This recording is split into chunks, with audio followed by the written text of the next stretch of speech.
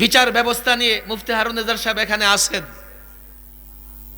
এই পর্যন্ত 3 দফায় মেহমানখানায় অর্ধশত মামলা মোকাবেলা করে আমি দেখেছি প্রচলিত আইনে কোথাও জুলুম ছাড়া বিচার হয় না।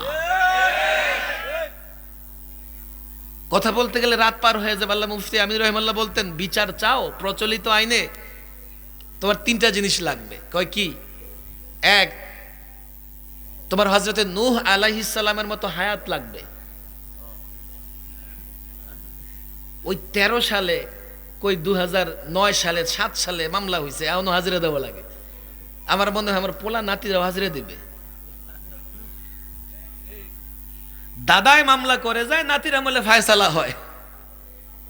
এই সাধারণ মানুষ বুঝবে, জায়গা জমি নিয়ে যদি কেউ মামলা করে তার 14 গোষ্ঠী শেষ হয়ে যায়, মামলার ফায়সালা হয় না। হায়াত হযরত নূহ আলাইহিস সালামের মতো হলেই হবে না, কারুনের মতো সম্পদ লাগবে। আদালতের দেয়ালও হা করে থাকে, টাকা দে টাকা।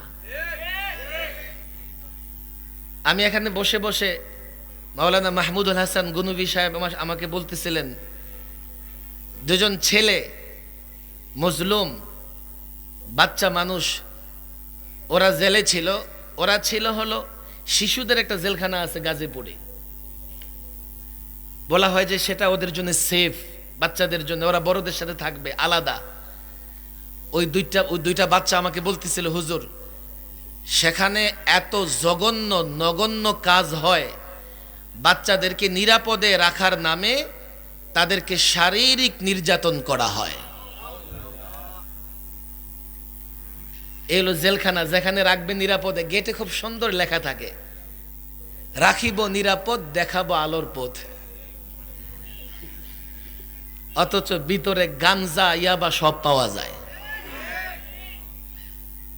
সে কথা আমি বলবো না এখন, আজকে বলার সময়ও নাই। 3, বিচার চাও তা হযরত আইয়ুব আলাইহিস সালামের মতো ধৈর্য লাগবে। হায়াত হলেও চলবে না, সম্পদ হলেও চলবে না, ধৈর্য লাগবে। কোর্টের বারান্দায় দৌড়াইতে দৌড়াইতে তোমার স্যান্ডেল যে কয় জোড়া ছিঁড়বে এটা তুমি গুনেও হিসাব রাখতে পারবা না।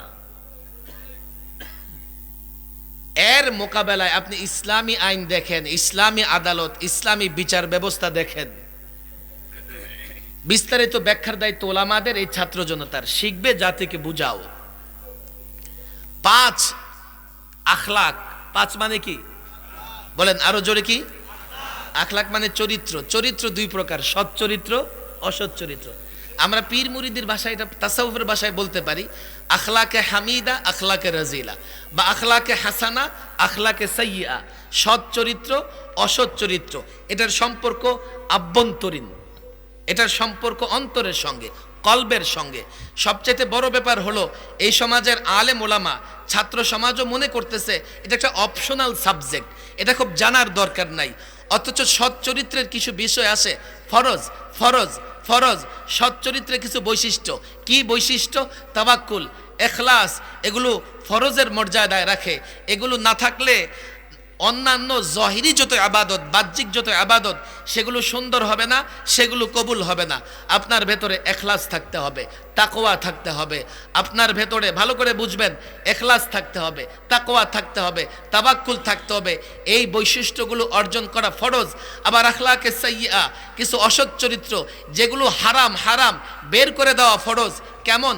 কিবির বা তাকাব্বুর, তাকাব্বুর থেকে বাঁচতে হবে, হাসাদ থেকে বাঁচতে হবে, হুব্বে মাল, হুব্বে যা, এগুলো থেকে নিজের অন্তরকে হেফাজত করতে হবে।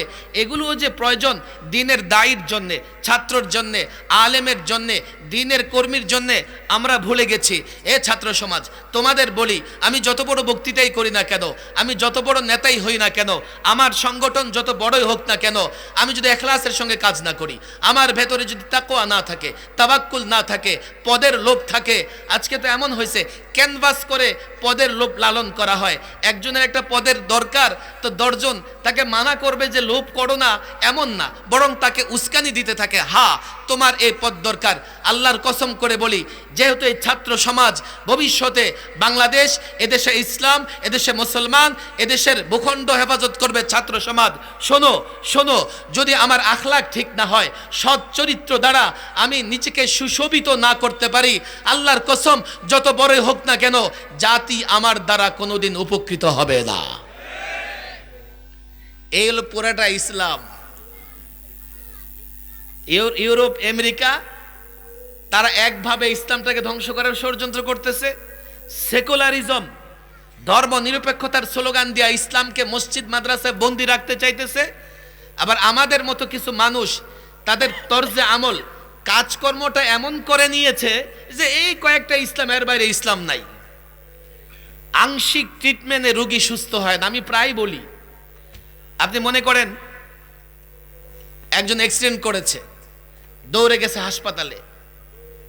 গাড়ি অ্যাক্সিডেন্ট করলে নানা জায়গায় আঘাত হয়। তো ডাক্তার কি করছে জানেন? তার পায়ে খুব সুন্দর করে ট্রিটমেন্ট করে ব্যান্ডেজ করে ছেড়ে দিয়েছে। হাতে আঘাত, মাথায় আঘাত, পেটে আঘাত, এদিকে খেয়াল করে নাই। এই লোকটা পায়ে যত ভালোই চিকিৎসা নিয়ে ফিরে আসুক, সুস্থ না অসুস্থ? ইসলামের কিছু বিষয় আপনি আমল করলে ফায়দা আপনি পাবেন, কিন্তু ইসলামের পূর্ণাঙ্গ ফায়দা বা ইসলাম যে ফলসফা, যে দিক, যে ইসলাম যে ফলসফার উপরে, ইসলাম যে বৈশিষ্ট্যের উপরে দাঁড়িয়ে আছে, আপনি সবগুলো বৈশিষ্ট্য যদি না মানতে পারেন, ইসলাম দ্বারা আপনি পরিপূর্ণ উপকৃত হতে পারেন না।